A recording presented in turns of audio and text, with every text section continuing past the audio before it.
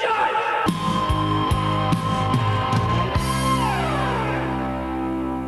Hello and welcome back to the Cinema Judge. To all my regulars out there, welcome back.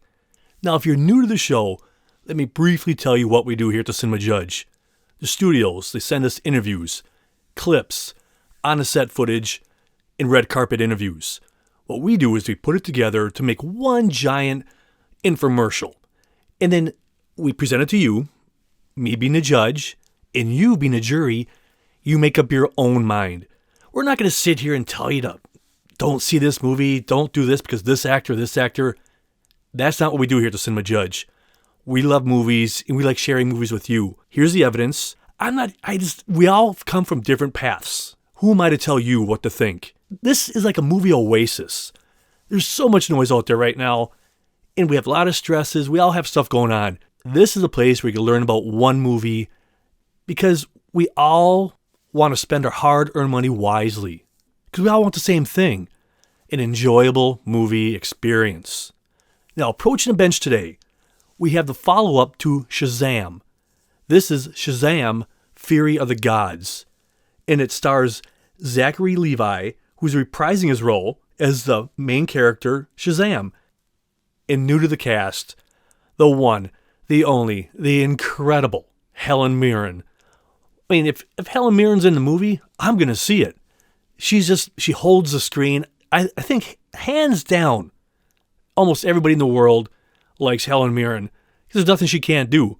I mean, she's just perfect for whatever she's in. And you'll hear the interview later on. She has a great sense of humor, and what a great addition. But not just her.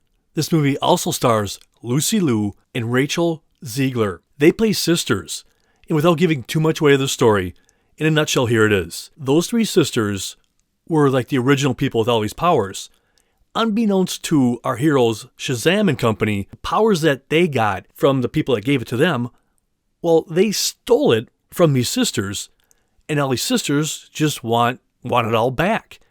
So in a sense, they're not evil, bad people in this movie, and you'll hear that later on with interviews, but I just want to give you a heads up. So here's the trailer for SHAZAM, Fury of the Gods. I'm an idiot.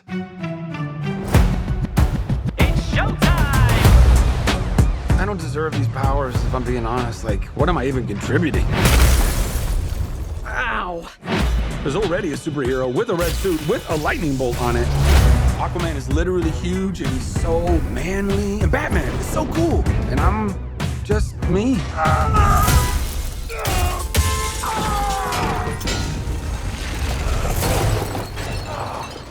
I feel like a fraud. It doesn't matter. Anyway, the wizard gave me superpowers. Well, then everybody got superpowers. Where's everyone going? To fight crime? Okay. Now everyone's kind of like doing their own thing, and I'm the only one trying to keep it together. You understand I'm a pediatrician, right? Come on! Now let's get down to business. Listen to me, Billy. The fate of your world depends on it. The daughters of Atlas are coming for you. Children stole the power of all the gods. This is very personal, Billy. Look, I might not have as much experience as you, because I'm not super old like you. But I've seen all of the Fast and the Furious movies, lady. It's all about family! Family! Guys, that was a signal! Introducing the star of our show. His name is SHAZAM! Now let's get down to business. Your world will not survive this. I don't know how we fight powers like this. You think I know how to fix this dude, but I really don't. Billy, everyone can be worthy. Let's give it a chance. Now go fight for your family. Go fight for the world. Hurry, step right up. You wouldn't want to be anywhere else in the world right now. I just threw a truck at a dragon. I love my life. Let's get down to business.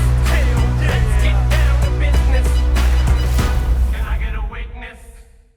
Now, I don't know about you, but remember, this character is a young kid, but then when he yells Shazam, that's when he turns into an adult version. Now, talk about the stress of performance anxiety. All these people that are out there in his world, all these other superheroes, he's like, oh man, how can I compete with those guys?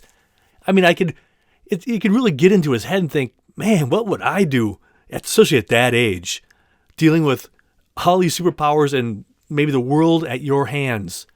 That would just be a mind mess up. I don't know about you guys. Now, talking about that and more about the story, we're going to hear from the director, Swedish director, David F. Sandberg. Now, it's really funny. He's made these two really fun movies, family-friendly movies. But before this, he did two horror films, Lights Out and Annabelle Creation. So going from those kind of movies to this, it's really kind of fun. But in this interview, you're going to hear him talk about where he's at now and where he's going to go in the future. And immediately after that, we're going to hear from producer Peter Safran. And he's going to talk also about where he is at now. And just now it's primarily what these movies are really about is family. And what do you do to keep them together? Billy has finally found what he was looking for in the first movie. He has found a family. But now he's sort of terrified of losing that family. I think he's really struggling with keeping them all together because they all have different wants and different needs, and even family can't always be together. Because it's a Shazam movie, it's going to have that great family dynamic. That's the core of any Shazam film is family and the idea that family is about bond and not necessarily about blood. In the second film, we discover Billy's got his family now, but what is he willing to do to keep that family together? Now, take it on this kind of role where you have to be both innocent and strong and play that duality of adult and child, but not be campy and still have it be an action-adventure superhero movie. I can't think of very many people who could handle this, or they could handle it, but Zachary Levi just embodies this role perfectly. You look at him, everything he does, it's like the tone that they've created for this movie, this whole series, he is Shazam. And it's just so perfect. You're like, wow, this guy just has nailed this character. And speaking of Zachary, we're going to hear from the director and Lucy Liu and then Rachel Zegler. They all have just great insight into Zachary. And it's like, he just seems like a ball of joy. Because everywhere he goes, like we see interviews with him, whatever, he's always just seems like such a naturally fun guy. So here's first the director, Lucy Liu, then Rachel Zegler. Zach is still just a big kid at heart, which is why he's so perfect for Shazam, because he is Shazam pretty much. And he brings that energy to set every day as well. He's always hanging with everyone and like trying to keep everyone's spirits up. Well, Zach is somebody who comes with his own beat, literally. You know he's coming because you can hear his music. And wherever he goes, he has this, this incredible soundtrack with him. And everyone gets to enjoy that. He's somebody that loves to connect. He's very social. He had several gatherings with the crew and the cast. He's just a person that likes to bond. And he's very effervescent and full of life. I'd only heard great things about this group of people, so, I was just kind of nervous to infiltrate a homeostasis that had been established by Zach on the first one. But it was such a welcoming environment immediately. And the second I landed in Atlanta, I got a text from Zachary Levi that was like, hey, we're hanging out, come see us, come hang. He's got a heart of gold. I look up to him immensely. I love him to death. And he just is the reason that this environment is as positive as it is. Now you might be asking yourself, where have I seen Zachary Levi before? Or where have I heard him? He's done a lot of voice work. When you look at his filmography, you're just like, oh my goodness, it just goes on and on. I mean, because the guy's so talented. But also, a lot of us got first introduced to him several years ago in a TV show called Chuck. And then from there, he's just gone on and on and on. And then recently, he was also in the TV show The Marvelous Mrs. Maisel. And again, that is a great show. If you've never watched that one, check it out. And he's outstanding in it. He's not in a whole bunch of them, but when he's on it, you know it, and he's there. And I could go on and on. He's just had a great career.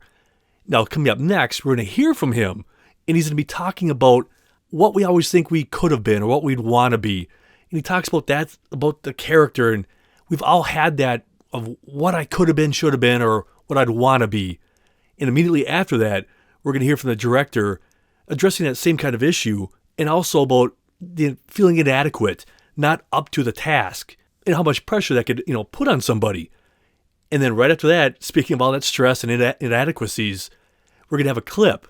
And in this clip, Shazam, he's laying on a psychiatrist's bed, a couch, and he's talking to the doctor going, man, all these other people, all these big shots.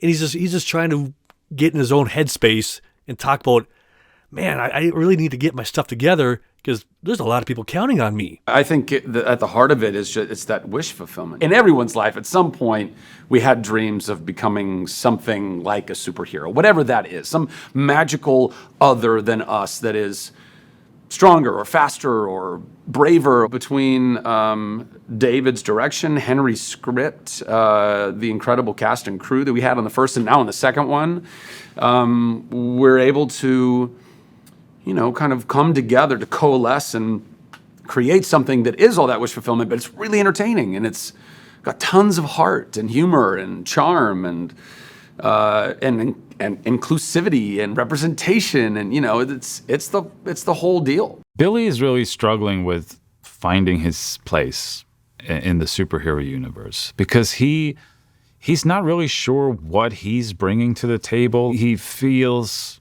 he has like imposter syndrome. Like, did he really deserve these powers? Wasn't there someone better? Is he really the best one to face off against gods coming for him? But so he needs to, realize what it is that makes him the unique superhero that he is. I don't deserve these powers, if I'm being honest. Like, what am I even contributing? There's already a superhero with a red suit with a lightning bolt on it, and I'm fast, but he's faster. Aquaman is literally huge, and he's so manly, and Batman is so cool, and I'm just me. And I can't say this to anyone else because my family looks to me as a leader, but I feel like a fraud. You understand I'm a pediatrician, right? Now, with any superhero movie, you need the best villain you could possibly get. And when you think of that big major get, who would you like to have? Well, who wouldn't want Helen Mirren in their movie? So up next, we're going to hear from the director. He's going to talk about when they were all talking about this, who can we get? Who's our big get? And they're thinking, oh, well, let's shoot for the top first and go for Helen Mirren. And he's just like, oh my goodness. And she said yes. Working with the great Helen Mirren. Can you believe it? And immediately after that, we're going to hear from Zachary Levi. And he also addresses that, having a legend on the set playing this role. And I think Zachary Levi he sums it up for everybody. Everything he says about her, everybody feels. And just, I'll just let that run. And then right after that, we're going to hear from Helen Mirren talking about taking this role and just about the movie in general. And remember earlier I talked about her sense of humor? At the very beginning of her interview, she just leans into it about her image. So this is really fun. Check it out. For the villains in this movie, we felt like, a superhero movie is only really as good as their villains. And we have some of the best ones. We want to see, like, what's the best we can get. And our goal was, like, if we can get someone like Helen Mirren. And to our surprise, she said yes right away, which was, like, a dream come true to be able to work with Dame Helen Mirren. Oh, Helen's dope, man. I mean, she's literally exactly what you want her. We all, I don't know what everybody wants her to be or thinks she ought to be or thinks who she is or whatever, but that dope, awesome, cool, chill, grounded, giving, generous, fun, intelligent, talented, beautiful, ageless, a woman that you kind of see in movies and you go, I feel like, is that really her in real life? That's her in real life. I play a character called Hespera, who is a goddess, of course. I only ever really play goddesses and queens. You understand. I turn any other role down because it's not up to my quality. That's absolutely not true, incidentally. But yes, she is a goddess. She's a Roman goddess who comes back to this earth to try and reclaim the world of magic and power that the gods and goddesses of ancient days used to have. I mean, come on, everybody.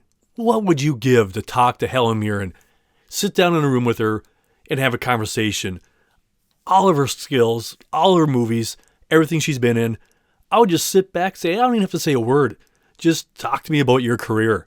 I mean, my goodness, people. Anyway, I digress. But now, speaking of her character, why is she so furious? What's her jam? And we talked earlier about this briefly, about what was taken from her and her family. And up first, we're going to hear from the producer, Peter Safran, and he's going to talk about that, where and why they feel the way they do. Immediately after him, we're going to hear from Zachary Levi, also discussing that these characters aren't just out there just for sheer, evil purposes. They actually have a purpose. And then we're going to hear from, again, the great Helen Mirren, talking about why she's doing what she's doing and try to come to an understanding of where everybody else is coming from and try to, figure all that out and where her character goes. Producer Zachary Mirren, up next. So this film takes place a couple years after the first film. So our characters have learned how to use their powers, but they certainly haven't perfected it. In this particular case, in this film, they discover that it turns out the wizard and his family had stolen these powers from Atlas. And now the daughters of Atlas, in the form of Helen Mirren, Lucy Liu, and Rachel Zegler, are coming to find the Shazam family to take these powers back. We give the goddesses, we give them incredible backstory, incredible motivation. It's not just some willy-nilly like, we're bad guys and we're gonna do a bad guy thing. But they're not even necessarily evil. I mean, you know what I mean? Like they're complicated. And they got totally hosed by our predecessors way back when, and So I get it. They're a little upset. She has major father issues, Hespera. But the power, incredible power and authority that her father wielded has somehow, through the actions of the wizards, been taken away from her father and landed in the body of this child. She's trying to get the power back from him. And it's only when she fully understands that he actually does have the heart of a real champion. She starts off as maybe she's the enemy, but you realize that actually her moral compass is strong, it's good. Now we have a clip for you coming up next. Now in this clip, Shazam is sitting right across from Helen Mirren's character, and he's trying to give her a little, tough talk, like, I've seen all the Fast and Furious movies, so I know what's going on. And she just kind of sitting there calmly looking at him. He's just talking to her, trying to be all tough and say, oh, I got my people. Okay, look, I might not have as much experience as you because I'm not like super old like you, but I think I have a few experiences that you don't have. Because I've seen all of the Fast and the Furious movies, lady. And let me tell you something. It's all about family!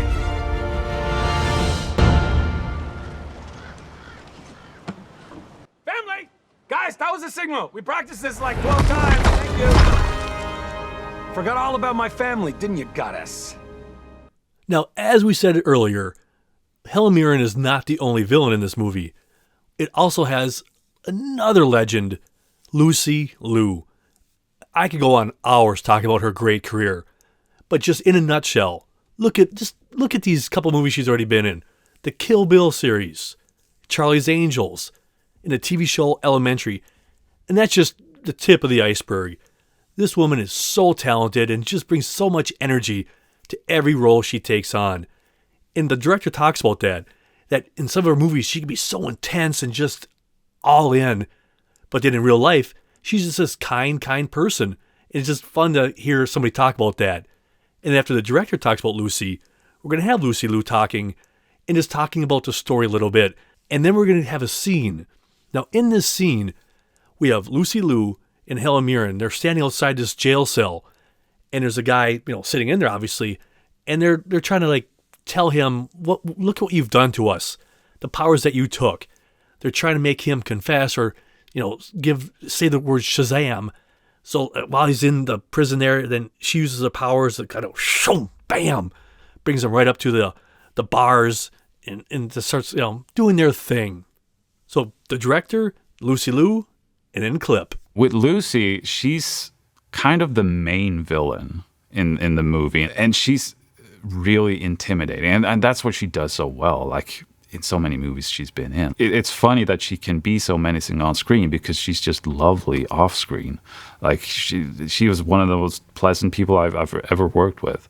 I think Calypso is somebody who has a very strong hold on people when she does her magic trick. And I think she's also very devoted, and she is part of a legacy. I mean, she's one of the daughters of Atlas, and her mission, along with her sisters, is to avenge her father and bring back to her world the life that it lost when this staff was taken. And so for her, the commitment for her to finish that mission is very important to her. It's vital. And I do think that she takes it one level too far.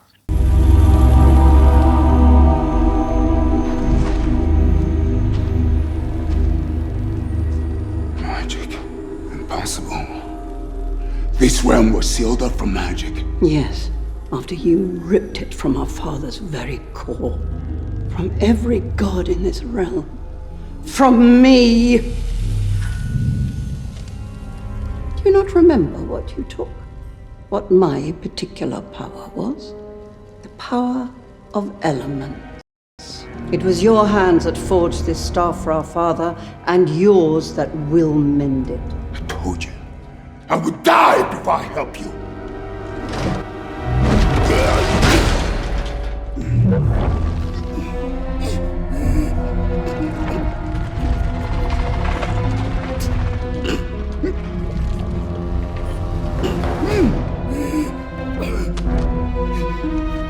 Now, say the word. Never! Never! Never say never.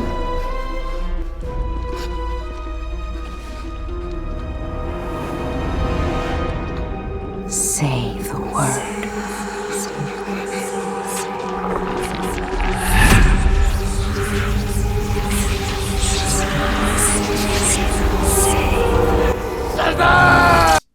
Now, if you watch any of these movies, or any other superhero movies, they always sprinkle in some kind of mythology of some sort. And in this one, they really lean into Greek mythology. So up next, we're going to hear from the director, Zachary Levi, Helen Mirren, and Lucy Liu. We were going back and forth on who the villains would be in this movie. Ultimately, we landed on mythological, like Greek gods who are not from the comic books. But it felt like that would be not just an appropriate level threat to be something for the family to fight against, but something that made sense in that Shazam's power come from things like Greek gods. Greek mythology is throughout, a lot of DC DNA. So I thought it was a great idea because I've got so much Greek god and demigod and Titan blood literally in me as Shazam. So it would only make sense that this is a world we play in at some point. I think that they did a great job of mining real, fable, and then being able to curate it and shape it to fit into our world and universe and tone, whilst not declawing it. It's true. In this film, we have it all, maybe. And I love that. It's a combination, obviously, of the real mythology of Greek mythology, but bound in with all of those mythological ideas and imaginary creatures. And they all make an appearance in our movie. So it's a sort of combination of all the mystical, magical movies you've ever seen. I think what I love about Shazam Fury of the Gods is that you are bringing in the superhero world and you're also bringing in Greek mythology. Two outstanding and very entertaining and historic things that exist in the world. And having those two worlds collide and seeing how those characters interact with each other, I think that's exciting. You can definitely find that in the movie, that there is a bigger consequence for every action. And I think that that is something that audiences will want to tune into and to experience. It's not just the costumes, not just the production value, but all of those things combined to create this this world. Now, in these next couple interviews, I just eat this one up. We're going to hear from Helen Mirren, Lucy Liu, and Rachel Zegler. And they just talk about the friendship, the kinship, the sisterhood that they had on this movie. And think about that. How many times do you have any kind of movie where the three villains are women? And it was just everybody in this movie, they just all just created this bond, and it's so fun hearing these women talk about that, because it must be so fun to finally say, hey, look at this. We're the bad guys and we're going to hang out together. And I just hearing Rachel Zegler too, talking about how much she's enjoyed this, and you just hear it in her voice. And same thing with Lucy Liu. She's like, wow, I got to go out and celebrate Helen Mirren's birthday. And so when we first hear from Helen at the beginning, she also shares that same joy. And you would think somebody maybe on that level, would be like, nah, it's just another gig. But, every time you hear interviews from her, you're just thinking, well, man, she's just like us, man. She likes hanging out with her friends and her coworkers. And that's the kind of the energy I feel from these interviews. So you're first going to hear from Helen, Lucy Liu, and then Zegler. I have two other sisters, played by Lucy Liu and Rachel Zegler. And what's wonderful about this shoot is to spend time with other women. All of my scenes are with other women. So it's been really, really good fun. We've made we've bonded together and made a little team together. Hearing that Helen Mirren was going to be one of my sisters was incredibly exciting. And of course, she is all of the things you think she's going to be and more.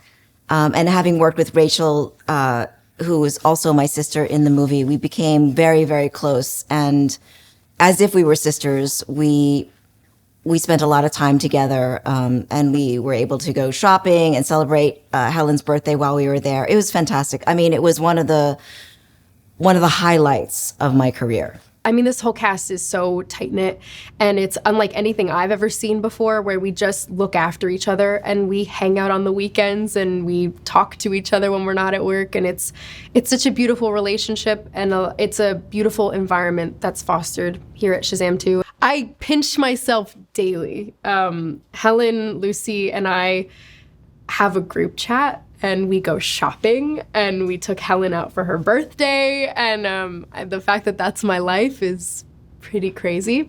I was absolutely gobsmacked at those casting announcements, and I was like, oh God, knowing that they were gonna play my sisters was crazy, but they have been nothing short of wonderful, and given the greatest advice. Being a young woman in this industry is really scary, and having two amazing established women who have done incredible things with their careers offering to give me advice on things that I don't know if I'd be even comfortable asking anyone else.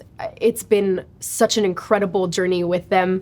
And the three of us are having the time of our lives. Like, who can say you come to work and put on this armor and fight a dragon? It's really, really cool. And I don't think that fact is lost on any of us, which is really beautiful. Anthea is the youngest of three sisters. Her older sister, Hespera, played by Helen Mirren, and Calypso, played by Lucy Liu.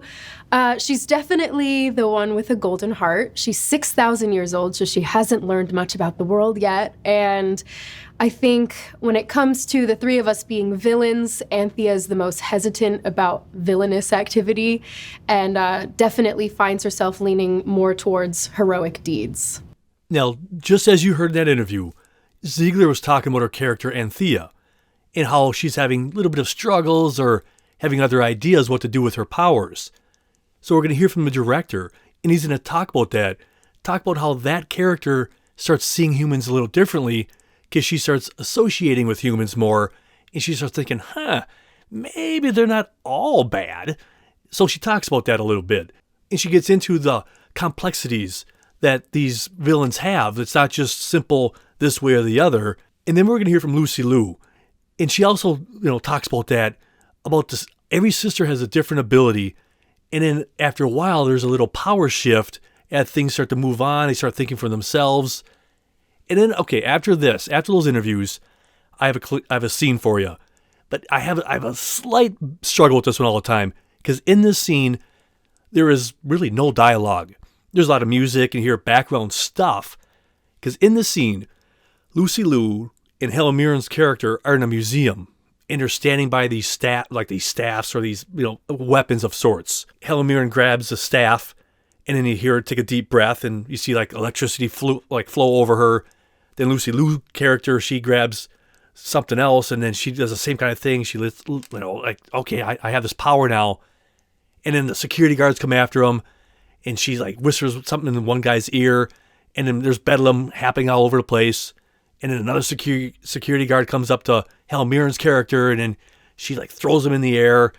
So if this doesn't work, I kind of apologize, but scenes are scenes. It's your call to see if it's worth it or not. But that's what happens in this next set of stuff. Anthea is very torn because on the one hand, she's with her sisters. She's on their side in that they have this plan to come to Earth and get their powers back to restore their realm. But she finds that Freddy is actually a really good guy and humans are perhaps not so bad. So she's really torn between these two sides because, humans stole their powers and ruined their home. But it doesn't seem like all humans are bad. So what is she to do? Who's right and who's wrong? You first meet Anne in high school, and she bumps into Freddy in the hallway, and they have this adorable meet cute, as people say. And she kind of wants to know a bit about the human world, and she instantly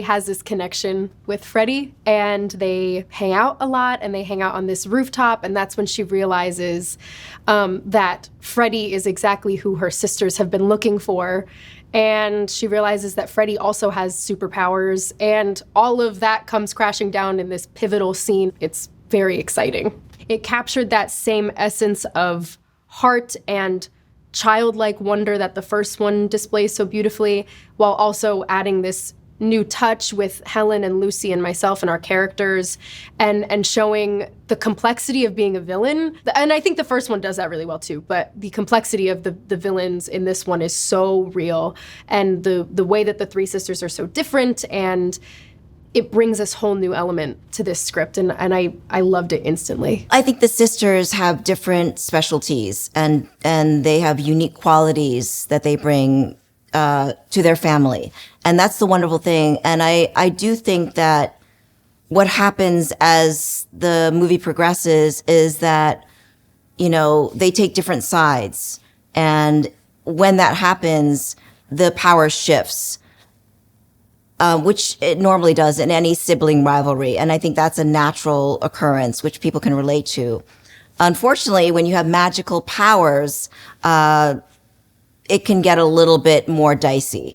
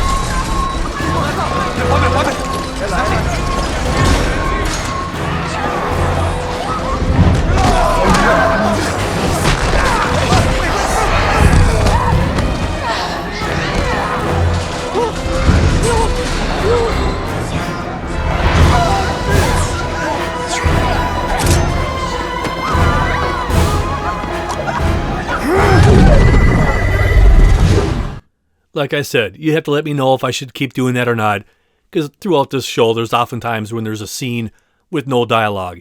It might not play well, just listening to it like that. I don't know. But I always feel the more the merrier. So I just throw it out there because it doesn't really work as audio, but maybe it does. Because later on, at the end of the show, you could watch this. You could see that whole scene in these interviews, because I also make the TV version of this, and then you get to see these clips.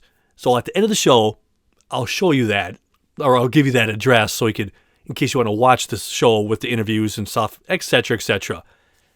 Now, my next interview, we're going to hear from Zegler, and she's going to talk about how everybody has their own power, and she talks about hers, how she could kind of manipulate objects around her and move stuff around, and she talks about how she could like when in a scene where Shazam is flying through the air, they're on top of this tall building, and Helen Mirren's character says, clip his wings. So he's flying through the air, and you just see him go in and out of buildings or all around him. And then they cut this camera thing where they kind of zoom up to him. And then at that moment, that's when, boom, the buildings, smack against him and smush him, if you will. And then they cut back to the top of the building, and Helen Mirren's character saying, she looks up, she hears something in the distance, and all the other friends are flying through the air towards them. And that's that scene. So anyway, here that is. There are unicorns in our movie. There's the dragon, Layden, who I like to say was my childhood pet who turned against me. I have the power of Axis, which means I put my hands up and they light up, and then the world shifts around me and I act as the Earth's axis, and everything is built around me, shifts around me. At one point, I shift a building to hit Zachary Levi, and that's really fun. And so, our powers are also this mythical thing that I think a lot of people will enjoy watching on screen. Clip his wings, Anthea.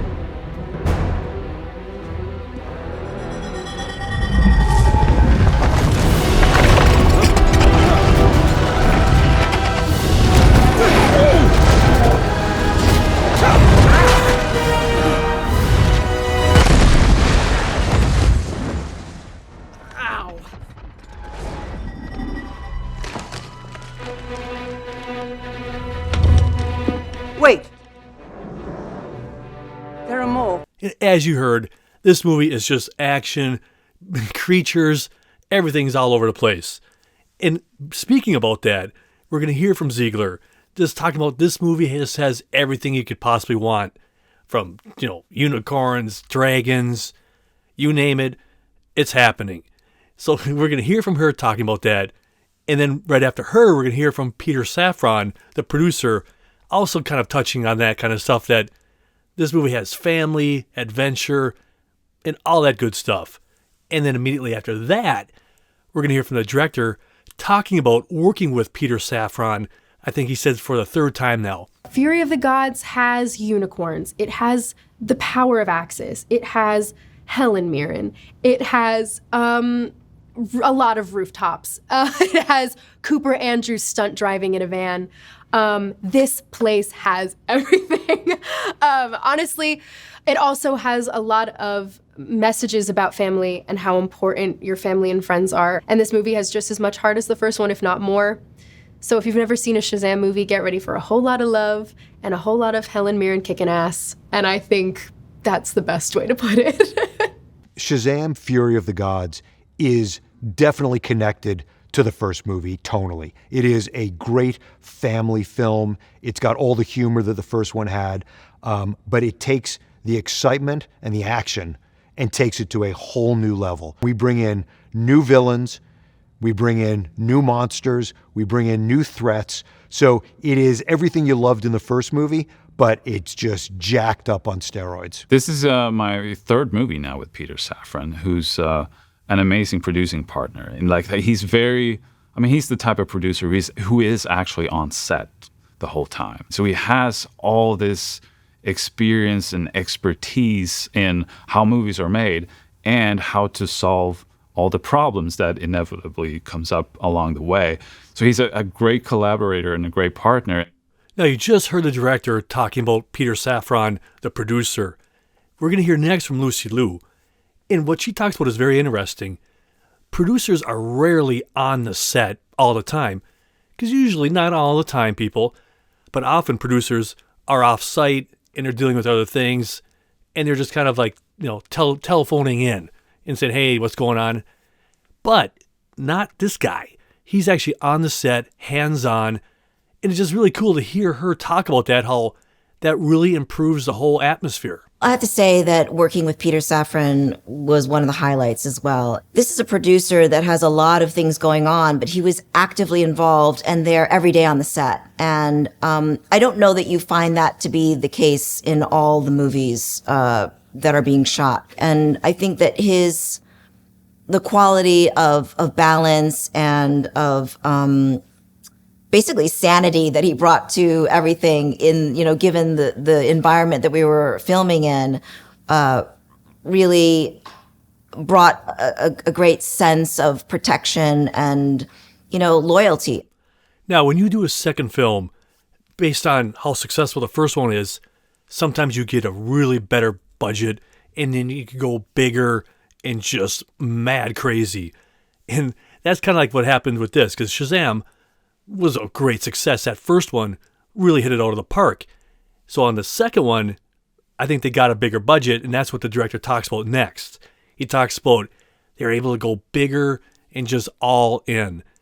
And then immediately after that, we're going to hear from both Lucy Liu and Helen Mirren talking about working with him. He's not like an overbearing director or in your face. He might not even say a lot, but he's just a really quality director. That was one of the most exciting aspects of Shazam! Fury of the Gods, to get to go bigger, to have bigger stakes, to have bigger action, but while still keeping that sort of intimate family feel of the first movie. It's still the same characters, and they still have that same dynamic. We just sort of expand everything that's happening around them and just having a much bigger threat for them to deal with. David is a very dynamic director who has so much imagination and patience, let me just say. He's a man of few words, but when he says something, everyone is going to listen. He's so lovely and he works so hard, and he really is somebody who you can trust immediately. He's not somebody who's going to beat around the bush. He knows exactly what he likes and what he wants, and I like that about a person. Like they're a straight shooter. He's very quiet and he's not sort of, he's the opposite of a noisy director, striding around saying, do this, do that. To be able to kind of keep the thrust of the story and the characters within this very complex technical world is a real achievement. But he's just in his own very quiet way, just absolutely knows what you need, what you need, where you need it, if you know what I mean. Up next, we're going to have some interviews talking about what the people who made this film, what they hope you get out of it, what you feel like when you walk out of the theater.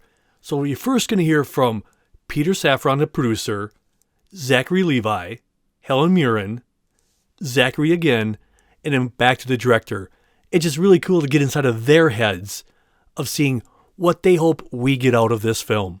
Shazam is an extraordinary family movie that explores the idea that family is about bond and not about blood.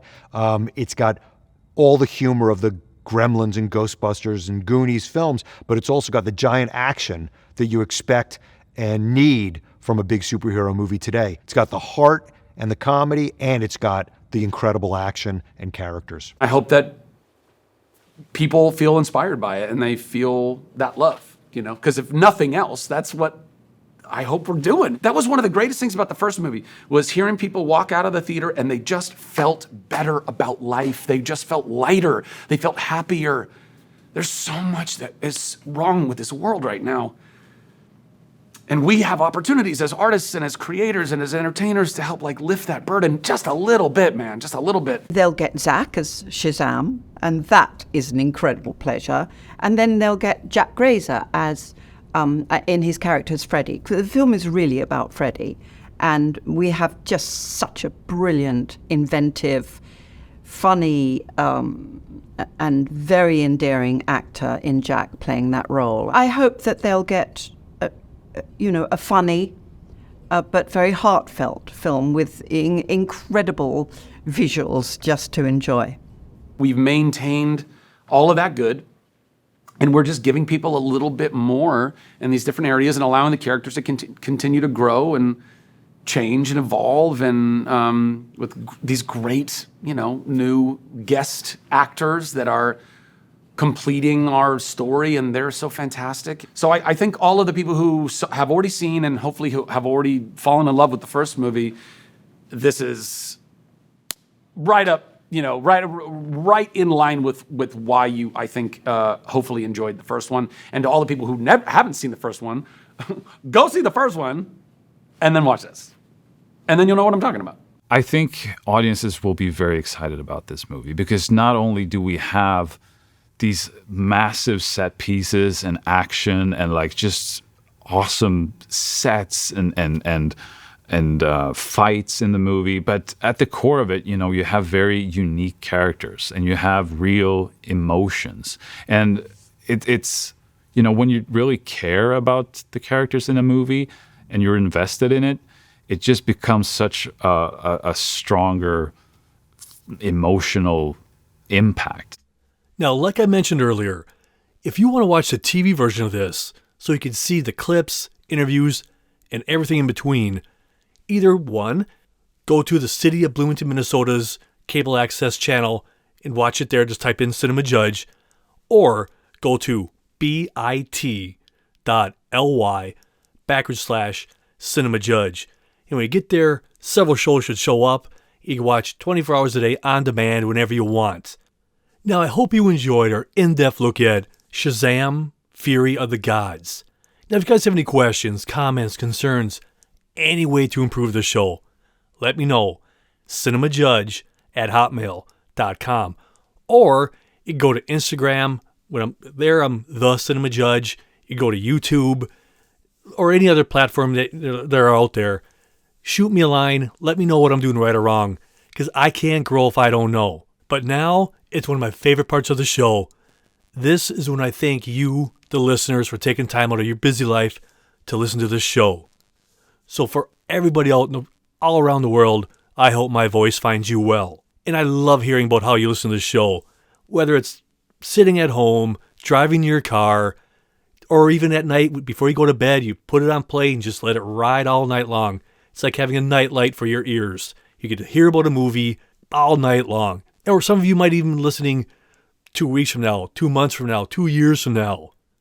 All I have to say is, wherever, whenever, or whatever you're doing, this is for you. To all my listeners from the United States, Australia, Singapore, Germany, United Kingdom, Spain, Poland, Uzbekistan. Unbelievable. So many listens. If you're sharing the show, I really appreciate that. You're awesome.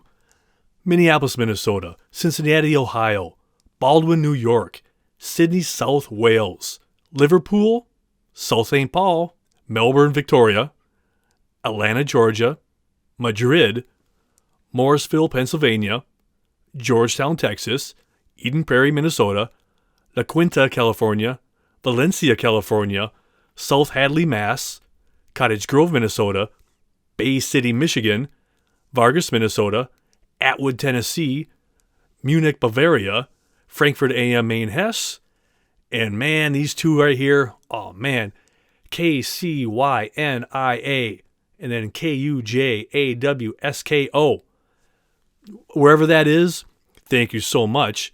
And then another one is TASHKENT. I couldn't get that if I tried, but don't think for 1 second I don't appreciate this. And I mean this. Every one of you, if you think you just play it and listen, I don't care. Oh, I care. I might see it and I go, yes! I always do a happy dance. It's not a pretty dance, but I do a happy dance nonetheless. So I honestly thank you from the bottom of my heart for taking time to listen to any movie, whether it's a blockbuster or independent film. There's a handful of you out there who listen to whatever episode there is, and that's what the show is all about. Not just about the blockbusters, about any movie. Because like I say all the time, any movie is somebody's favorite movie. But now, it's the Bourbon Shoutout. This week, I want to personally thank Stephen Kylo and Chris Renosa. I think that's your name. I apologize about that, Chris. I apologize. But yes, to Stephen Kylo and Chris at T-Mobile off of Penn Avenue, you guys went above and beyond. I had incredible issues I couldn't figure out what I was doing, but you went out of your way. You worked so hard on that. So thank you for your hard work. It was amazing. And to you, Stephen, a fellow movie lover, I appreciate it, and I can't wait to talk more movies with you sometime later. So to you too, cheers. But now it's the music section, because as you well know, this is always first a TV show that I turn into this podcast. And when I'm doing a TV version of this, I can be cranking tunes in the background because I don't have to be talking or anything, because the TV version is just the stuff, just the videos, just the interviews. You don't see or hear me at all. So all I get to do is just jam. And on this one, I had so much stuff on it. I was really struggling back and forth. It took me, and I knew it was going to take me a long time because I had so much stuff to pour through. And if you were listening to the show regularly, you know I'm the king of sap. I just love those mellow tunes from the 70s sometimes. So I go, you know what? I need to focus. I need to not be too distracted by the music that's playing. Because if I'm really too much into it, I start jamming and doing, and I lose all track of time. And I'm like, oh man, it's getting late. I got to finish the show. So I'm like, I try to think ahead. So judge me all you want, people, but that don't matter. It's just whatever makes the good show. So what I did was, I first started off with ABBA Gold. I mean, come on. What more do you need? That is just a stellar greatest hits. Every song on there, top notch. And after that, I went to their latest album, actually. The one that came out like last year or right around this time. It's called Voyage. Great album. I mean, they don't skip a beat. It's just like they were back in the day. You're like, yep, seamless. So I just went from, boom, Gold to Voyage. And then I went to the 35th anniversary of Carpenter's Gold album. And then I moved on to another 70s mellow band, if you will. Dan Fogelberg. Stellar tunes. Again, judge all you want, ladies and gentlemen. But put that bad boy on. And if you just don't go to, just Relaxville, then I don't know what. But I did Dan Fogelberg, and I added a few more of his too that weren't on the greatest hits, because there's several others like, oh yeah, I forgot about that song. But then I knew, I needed a little bit more pick-me-up. So then I moved on from them to Quiet Riot. And man, that just brought back so many memories. They had just so many radio hits back in the day. So I have my own little catalog or folder filled out for them. So I threw that on. And one of my personal favorites, maybe a lot of you don't know what this one is, because everybody's familiar with Come On Feel the Noise and Bang Your Head, all that, that stuff, which are great tunes. One that if you haven't listened to it before, look up Thunderbird. There's so much emotion in that song, because that song Thunderbird was written by the band after Randy Rhoads left to play with Ozzy Osbourne. And they were in the middle of recording it, back and forth doing stuff, and then he died. So then they went back to rework it. So when you listen to the lyrics on that song, Thunderbird, it just hits home. You might be thinking, what? Trust me on this one. Listen to Thunderbird in the context of a good friend leaving your band and then eventually dying. So it just adds a lot more to it. Just to get a little background on that song. And I still wasn't done with the show yet, so I threw on Planet P Project, because Why Me is such a great tune, and I just had to play that over and over a few times. And then because Tony Carey was sang for them, I also threw on A Fine, Fine Day. If you haven't listened to that in a long time, give that a shot. It's just a cool story. It's called A Fine, Fine Day by Tony Carey. Love it. Well, that is it. My glass awaits. So cheers to you and to the movies. So until next time, be well, be good, and I'm gone. I'm Jeff. Thanks for listening to The Cinema Judge.